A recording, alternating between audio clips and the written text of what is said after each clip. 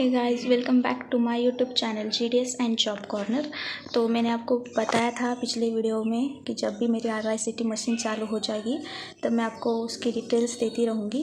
तो वो मेरी जो RICT मशीन है वो चालू हो गई है और इस वीडियो में मैं आपको ABPM और BPM का वर्क क्या क्या होता है, अपने BO में क्या क्या वर्क करना पड़ता है, इसके बारे में सारे डिटेल्स दूँगी। तो इस वीडियो को पूरा देखिएगा, बिना स्किप करके देखिएगा।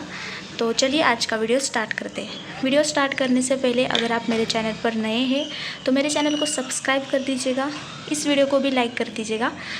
तो चलिए आज का वीडियो स्टार्ट करते हैं। तो सबसे पहले जब आप अपने BO में आते हो तो आपको जो स्पीड पोस्ट होते हैं उनकी रजिस्टर करनी पड़ती है। उस आर्टिकल नंबर और वो जिस व्यक्ति के नाम पे वो स्पीड पोस्ट आया है उस व्यक्ति का नाम वहाँ पे लिखना पड़ता है। तो ये सिर्फ स्पीड पोस्ट के लिए होता है। तो ये जो स्पीड पोस्ट होते हैं वो आप कैसे पहचान सकते हैं, जैसे कि यहाँ पे लिखा है कि स्पीड पोस्ट है। कुछ जो लेटर होते हैं वहाँ पे नहीं लिखा होता, सिर्फ R लिखा होता है। तो R से भी आप पहचान सकते हैं कि स्पीड पोस्ट होते हैं। और स्पीड पोस्ट आप अपने जो उनको कस्टमर होते हैं उनको 2-3 दिन के अंदर ही देने पड़ते हैं। ज़्यादा से ज़्यादा दिन आप जो स्पीड पोस्ट होते हैं वो अपने पास नहीं रख सकते। अगर कोई कस्टमर वो स्पीड पोस्ट नहीं लेना चाहता तो आप अपने HO या SO में उसे वापस करना पड़ता है। तो जो स्पीड पोस्ट होते हैं वो आपको 2-3 दिन के अंदर ही देने पड़ते हैं। और जो स्पीड पोस्ट होते हैं उसकी जो रजिस्टर कैसे करना पड़ता है तो यहाँ पे आपको मैं बता देती हूँ। तो जो स्पीड पोस्ट होते हैं उनका रजिस्टर कैसे करते हैं मैं आपको बता देती हूँ। तो पहले तो यह नोटबुक होती है जहाँ पे आपको कुछ इस तरह से लिखना होता है। तो जहाँ पे आपको डेट लिखनी पड़ती है, आर्टिकल नंबर यानी कि जो बार कोड होता है वो लिखना पड़ता है। और फिर यहाँ पे जिन्होंने वो आर्टिकल रिसीव किया है उनकी साइन करनी पड़ती है।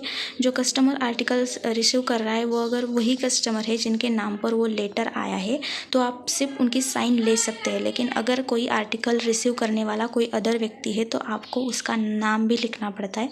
तो ये सारी चीज़ें आपको जो स्पीड पोस्ट आप जब जिस व्यक्ति को देते हैं, जब आप रिसीव करते हैं तो इसकी जो केयर है वो आपको करनी पड़ती है। तो स्पीड पोस्ट आपको 2-3 दिन के अंदर देने पड़ते हैं। अब मैं आपको दिखा देती हूँ कि जो सिंपल लेटर्स होते हैं वो कैसे होते हैं, वो कितने दिनों में दे सकते हैं आप। तो ये सब कुछ जो है वो सिंपल लेटर्स है और वो आपको 4-5 दिन के अंदर देने पड़ते हैं। अगर उस लेटर में उनके फ़ोन नंबर है तो आप उन्हें फ़ोन या कांटेक्ट करके भी उन्हें बुला सकते हैं। लेकिन अगर उनमें फ़ोन नंबर नहीं है तो आपको वो जाके बांटने पड़ते हैं। और इसमें कोई दिक्कत भी बात नहीं आती है। जो बहुत सारे जो लेटर्स होते हैं उनमें फ़ोन नंबर आते ही है तो आप उन्हें फ़ोन करके उन्हें बुला सकते हैं कि आपका लेटर आया है और आप लेके जाइएगा। तो जो सिंपल लेटर्स होते हैं उनका कोई रजिस्टर नहीं होता है, वो सिर्फ आपको उस कस्टमर को देने पड़ते हैं। तो जैसे ही मैं अभी जो BPM के वर्क में नई ज्वाइन हुई हूँ तो इसके लिए मैंने इसका एक सॉल्यूशन निकाला है कि जब भी आपके पास कोई लेटर आएगा, चाहे वो स्पीड पोस्ट हो चाहे वो सिंपल लेटर हो, उसके जो फ़ोन नंबर होते हैं इस डायरी में नोट करने पड़ते ताकि जब उनका कुछ नया लेटर आए नेक्स्ट बार तो आप उन्हें इस डायरी से कांटेक्ट कर सकते हैं और आपको भी थोड़ी बहुत हेल्प हो सकती है। तो मैंने इस डायरी में सारे नंबर नोट कर लिए हैं। तो मेरा जो सॉल्यूशन है वो आप यूज़ कर सकते हैं और आपने सारे डाक जो है वो जो कस्टमर होते हैं उनको बांट सकते हैं। ये तो हो गई जो लेटर्स बांटने की बात। अब मैं आपको दिखा देती हूँ कि जो पैसे कैसे डिपॉज़िट करने होते हैं, कैसे विड्रॉ करने होते हैं, उनके कोई जनरल होते हैं क्या। तो ये पहला जो जनरल होता है जहाँ पे आपको रोज़ जो आपने अकाउंट जो आपने अकाउंट अपने HO या SO में दी है, जितने भी आपने डिपॉज़िट या विड्रॉ किए हैं उसकी टोटल आपको इस जो बुक है उसमें लिखनी पड़ती है।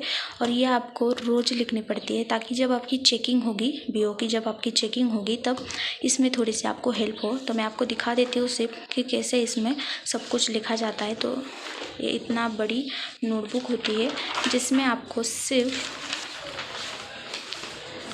आपकी जो पिछले दिन की कितनी रकम आपके पास थी, आपने SB में TD में कितने जमा किए, ये टोटल सब आपको यहाँ पे लिखनी होती है। मतलब सारा डिपॉज़िट वाला जो पार्ट होता है वो इस पार्ट में आता है।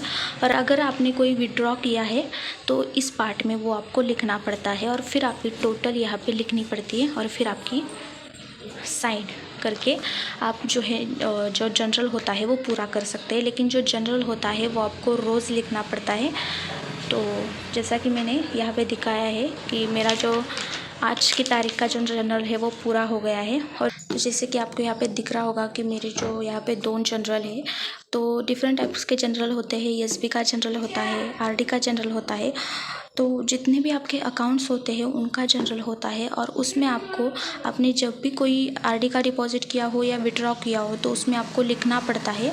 तो ये जो लिखना आपको रोज़ लिखना पड़ता है, ये कोई डिफ़िकल्ट प्रोसेस नहीं होती है। सिर्फ आपको इसमें जो है अकाउंट नंबर या उस व्यक्ति का नाम, उन्होंने कितने विड्रॉ किए, कितने डिपॉजिट किए, इसके बारे में सारी जानकारी रखनी पड़ती है।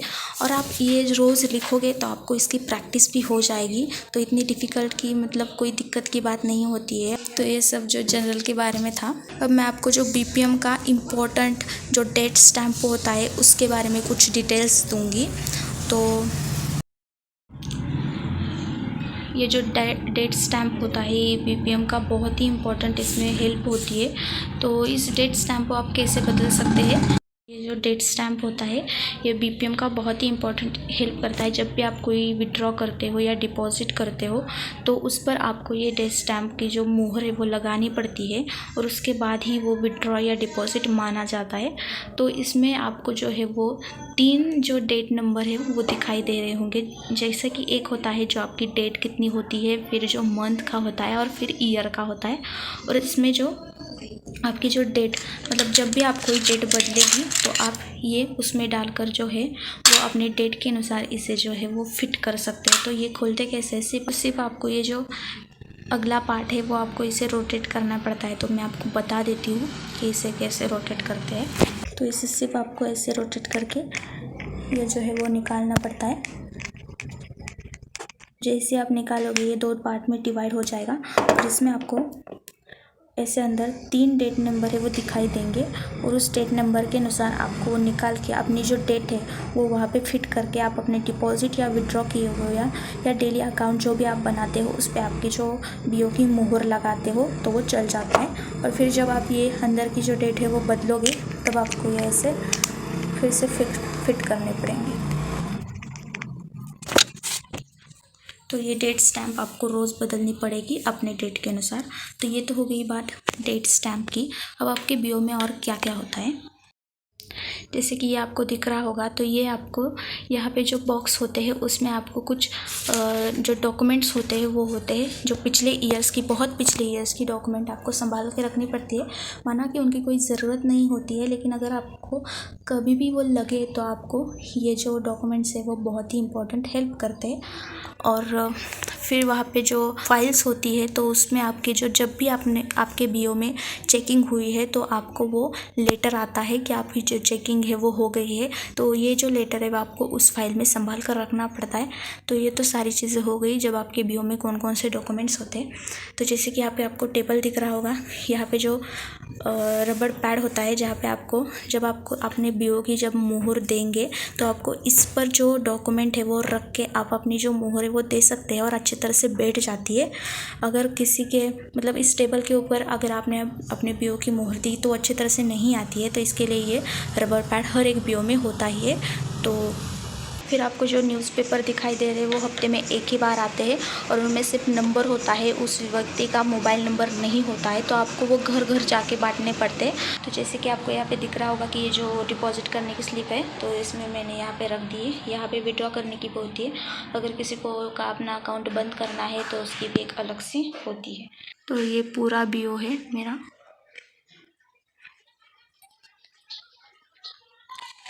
तो ये थी आज की वीडियो।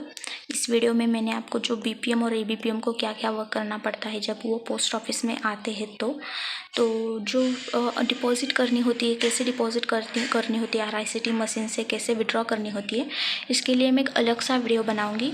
तो इस वीडियो को देखने के लिए थैंक यू, और इस वीडियो को लाइक कर दीजिएगा। तो मिलते हैं नेक्स्ट वीडियो में, तब तक के लिए stay tuned, stay updated. Thank you so much.